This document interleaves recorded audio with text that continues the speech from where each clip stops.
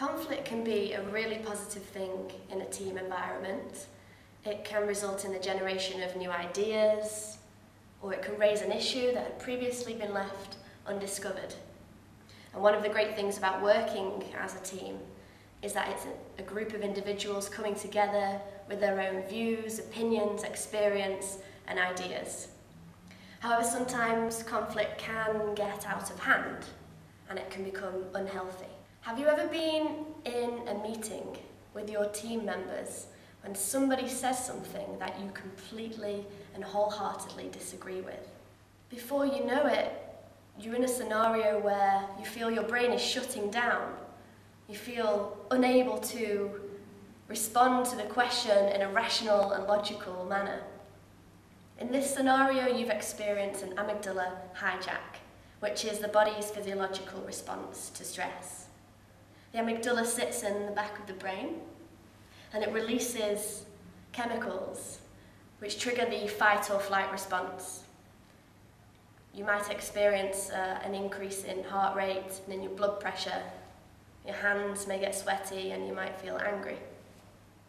Now imagine being able to control this scenario. You can. There's a few simple things you can do. Number one, by becoming more self-aware. By taking the time to understand and analyse yourself.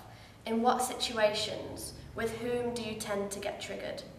How does that make you feel? What's your response? And also, what do you think the impact of your behaviour is on your team members? Secondly, by exercising some simple self-control techniques. Take a deep breath before answering, or maybe count to 5 or to 10.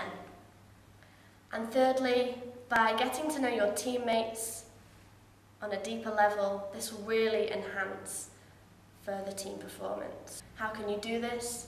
By knowing their communication styles and their personality preferences, you'll gain a real deep level of understanding and, importantly, empathy towards each other.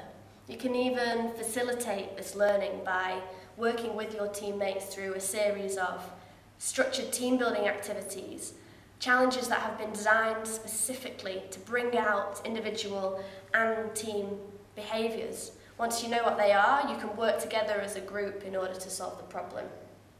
Now remember that in any scenario of conflict, the best and most positive outcome possible is that of compromise, otherwise known as a win-win.